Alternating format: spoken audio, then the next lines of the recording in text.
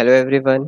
So in today's video we are going to discuss about the concepts of revenue, what revenue is, how revenue has been calculated, how revenue has been treated by a producer.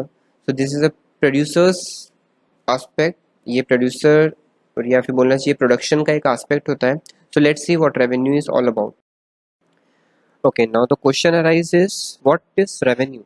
Now see, एक company है वो 1000 ice creams daily produce करती है और उस 1000 ice creams को daily produce करने के बाद 10 रुपये के हिसाब से एक आइसक्रीम बेचती है, तो उससे उसको जो सेलिंग अमाउंट आता है वो आता है 10,000.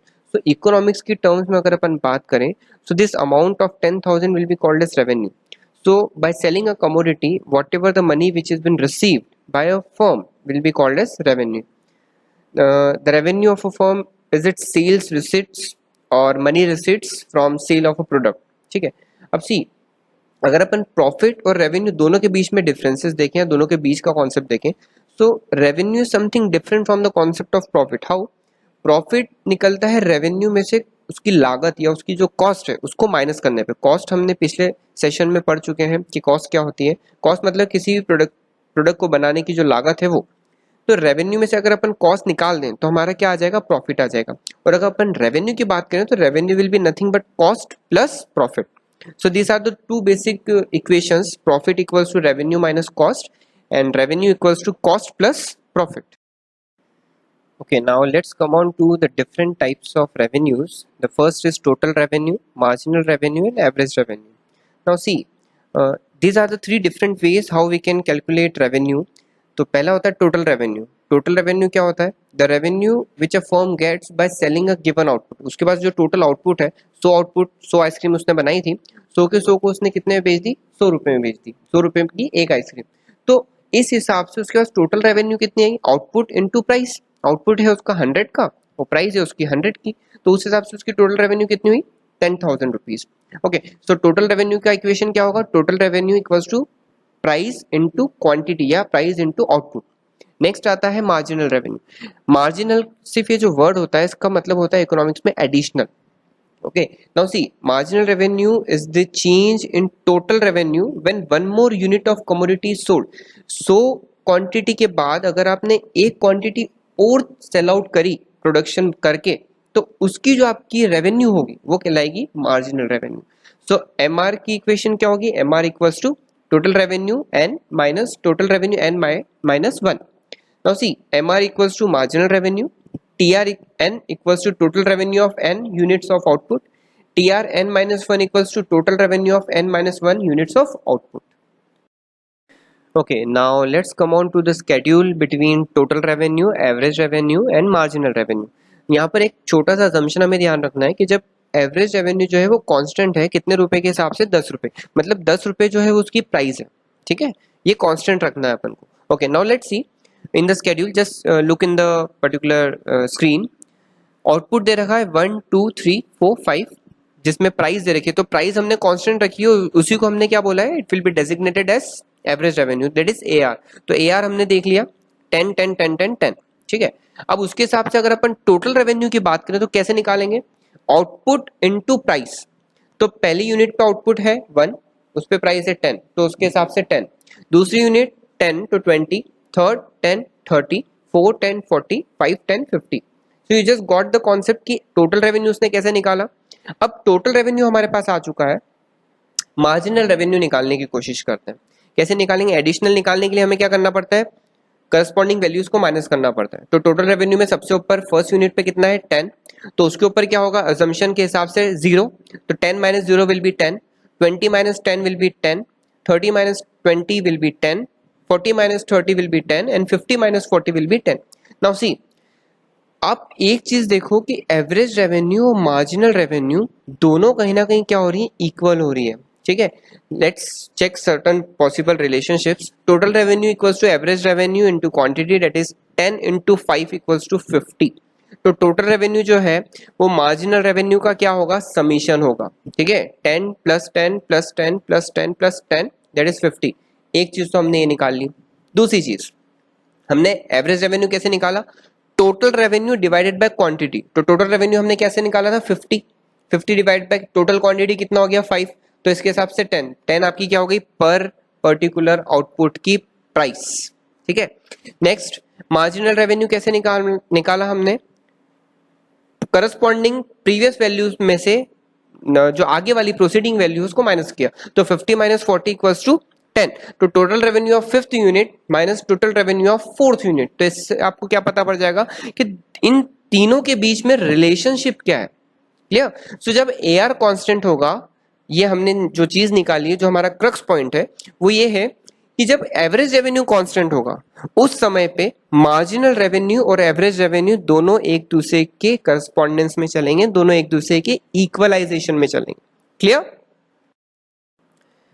Okay, so from the previous schedule we can come to the particular graph, that is total revenue का graph and marginal revenue का graph when price is constant। price is constant मतलब average revenue जो है वो हर particular output के case में equal रहेगा, मतलब price will be equal to AR। ठीक है, तो AR इक्वल है, प्राइस कांस्टेंट है, तो उस केस में marginal revenue will always be equal to what, average revenue. So see the graph on the screen, total revenue 0 से स्टार्ट हो रहा है आउटपुट के हिसाब से और हमेशा इंक्रीज कर रहा है। क्यों? क्योंकि as your output is increasing at an constant rate, your total revenue will also be going to increase. पहली चीज। दूसरी चीज दे रखी है कि जब AR और MR, मतलब हमने बोला कि जब प्राइस कांस्टेंट है तो उस केस में AR will be equals to price, मतलब AR भी कांस्टेंट होगा। तो जब AR भी कांस्टेंट होगा डेट मींस जो डिफरेंस है किसके बीच में, एक पर्टिकुलर यूनिट में और दूसरी पर्टिकुलर यूनिट में, वो भी कांस्टेंट होगा, वो भी सेम होगा। इसलिए AR और MR दोनों क्या होंगे, सेम होंगे। They will be indicating a horizontal straight line which will be parallel to x-axis and it shows that average revenue is constant with respect to its price. Okay, now the question arises, क्या MR zero negative हो सकता है? Is it possible that MR can be zero or negative? So the answer is yes. Let's see how. हमने एक situation दे रखी है जिसमें zero करके देखेंगे अपन और MR को नेगेटिव करके देखेंगे। Let's see how it happens. Okay, output दे रखा है सेकंड कॉलम में 1 2 3 4। ठीक है, एवरेज रेवेन्यू दे रखा है प्राइस का 100 80 40 30। नाउ सी, यहाँ पर एक चीज देखो कि एवरेज रेवेन्यू जो है वो डिक्लाइन कर रहा है। Now you see average revenue is declining. Okay, next thing, total revenue उसके अकॉर्डेंस में देखो, एवरेज रेवेन्यू दे रखा है मतलब प्राइस दे रखी है और आउटपुट दे रखा है, तो हम क्या कर सकते हैं, टोटल रेवेन्यू निकाल सकते हैं। कैसे निकालेंगे, एवरेज रेवेन्यू इनटू आउटपुट, तो हमारा क्या आ जाएगा, total revenue rate is TR। तो हमने टोटल रेवेन्यू निकाला जो हमारा है 100 160 160 and 150। Now see you can C in the total revenue कि टोटल रेवेन्यू पहले तो इंक्रीज हो रहा है ना, और इंक्रीज होने के बाद एक समय पे वो मैक्सिमम हो रहा है, वो कांस्टेंट हो रहा है, और उसके बाद वो डिक्लाइन कर रहा है। तो डिक्लाइन जब कर रहा है जब आपके आउटपुट बढ़ रहे हैं, मतलब आपकी कहीं ना कहीं क्या होगा, कॉस्ट कम हो जाएगी as you are increasing your output. तो इसकी वजह से आपका टोटल रेवेन्यू भी क्या होगा, कम होगा, है ना। Now see how marginal revenue will be impacted. 100 minus 0 100, 160 minus 100 60, मतलब see you can see the correspondence कि वो मार्जिनल रेवेन्यू एक यूनिट से दूसरी यूनिट पे जब जा रहा है तो वो क्या हो रहा है, डिक्लाइन कर रहा है। 160 माइनस 160 इट विल बी 0, तो यहाँ हमारा आंसर आ गया, yes MR can be 0, first thing. Second, 150 minus 160 क्या हो रहा है, -10, तो yes MR can be 0 as well as it can be negative. तो कुछ क्रक्स पॉइंट्स निकालते हैं कि MR कैन बी 0 और इवन नेगेटिव जब प्राइस डिक्लाइन करेगी। पहला पॉइंट क्या हो रहा है, जब किसी प्रोडक्ट की प्राइस डिक्लाइन करेंगे, प्राइस कब डिक्लाइन करेगी, जब आप बल्क में प्रोडक्शन करोगे, जब आउटपुट होगा वो आपका ज्यादा होगा, तो उस केस में MR कैन बी 0। ठीक है, second thing, TR stops increasing when MR is 0, तो जब MR जो है वो 0 हो जाएगा उस समय पे TR जो है वो कांस्टेंट हो जाएगा, मतलब मैक्सिमम है तो मैक्सिमम ही रहेगा। टोटल यूटिलिटी मार्जिनल यूटिलिटी में क्या होता है, MU जब 0 होता है तो उस केस में टोटल यूटिलिटी क्या होती है, मैक्सिमम होती है। क्लियर कॉन्सेप्ट था, हमने ये चीज ही हम पढ़ते जा रहे हैं। तो जब MR 0 होगा उस केस में TR क्या हो जाएगा, मैक्सिमम हो जाएगा, फर्स्ट थिंग।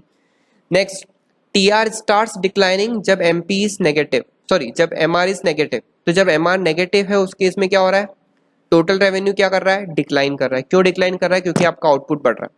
ठीक है, when MR is declining less and less is added to TR for every additional unit of output।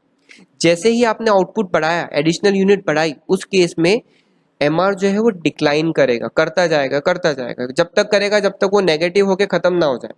ठीक है, उस केस में टोटल रेवेन्यू भी कहीं ना कहीं डिक्लाइन करेगा। टोटल रेवेन्यू डिक्लाइन करेगा तो एवरेज रेवेन्यू भी कहीं ना कहीं डिक्लाइन होगी। क्यों होगी? क्योंकि आपने आउटपुट बढ़ा दिया है। आउटपुट बढ़ाया तो इंसान क्या सोचता है कि ज्यादा मैं खरीद रहा हूं तो मैं क्या करूं, कम प्राइस में बेच दूं। कभी कभी होलसेलर प्रोड्यूसर क्या करते हैं, बल्क में बेचते हैं। बल्क में बेचते हैं तो कम प्राइस में बेचते हैं। 100 रुपए की कोई चीज है तो वो क्या करते हैं, 90 रुपए में बेच देते हैं या 80 रुपए में बेचते हैं। कब बेचते हैं? जब वो बल्क में सामने वाला उसको परचेस करे या बल्क में उसको प्रोड्यूसर सेल आउट करे। Clear? The concept is clear now? Okay, now this is the graphical representation of whatever we have studied in the previous schedule. That is, जब प्राइस कांस्टेंट नहीं है, price decline कर रही है, output बढ़ रहा है, टीआर भी डिक्लाइन कर रहा है और एमआर एक समय पे जीरो नेगेटिव हो रहा है। ठीक है, तो एमआर जीरो कब हो रहा है? जब टीआर मैक्सिमम है, या फिर आई शुड से टीआर जब मैक्सिमम है, जब एमआर क्या हो रहा है, जीरो हो रहा है। ठीक है, ये see the point M and see the point B in your on your screen. B point पे टीआर जो है वो मैक्सिमम है और एम पॉइंट पे एमआर जो है वो जीरो है। ठीक है, उस केस में एआर जो है कॉन्स्टेंटली क्या हो रहा है, डिक्लाइन कर रहा है। नेक्स्ट पॉइंट, जब एआर जीरो है मतलब टीआर भी जीरो है। ऑब्वियस सी बात है, जब टोटल रेवेन्यू आपकी जीरो हो गई है तो उस केस में आपका एआर भी क्या हो जाएगा, जीरो हो जाएगा। Now see at point B TR is maximum, this is because MR is zero. Beyond point B, अब बी पॉइंट के बाद में टोटल रेवेन्यू क्या कर रही है, डिक्लाइन कर रही है। क्यों डिक्लाइन कर रही है? क्योंकि एमआर इस समय पे क्या हो चुका है, नेगेटिव हो चुका है, क्योंकि आपने आउटपुट बढ़ा दिया है। आपने आउटपुट बढ़ाया, आपके पास माल जो है बहुत सारा बढ़ गया है, आपका स्टॉक जो है बहुत सारा हो गया है, बट उसको खरीदने वाले नहीं आ रहे। तो आप क्या कर रहे हो, आप सोच रहे हो कि ठीक है 10 रुपए की चीज को अगर मैं 8 रुपए में भी बेच देता हूं तो मुझे कम से कम मेरी लागत तो निकल जाएगी। एक परफेक्ट एग्जाम्पल, अपन अपने यहाँ पर छोटे छोटे समय पे हाट लगता है जहाँ पर सब्जियां या छोटे छोटे फल फ्रूट्स रहते हैं। तो मॉर्निंग में अगर आप उसको खरीदने जाते हैं तो वो ज्यादा प्राइस पे बेचता है ना। और जैसे ही शाम होने वाली होती है उसकी फ्रेशनेस कम हो जाती है, उसकी जो फ्रेशनेस है, उसका जो स्टोरेज है, वो सब चीजें मुरझाने लगती है। तो पर्टिकुलर सेलर क्या करता है, कम प्राइस में भी बेच कर जाता है। क्यों जाता है? क्योंकि नुकसान उठाने से अच्छा है मेरे पास कुछ तो आए। So that is the concept between producer. Okay, so this is the graph of total revenue and marginal revenue in terms of when price is not constant.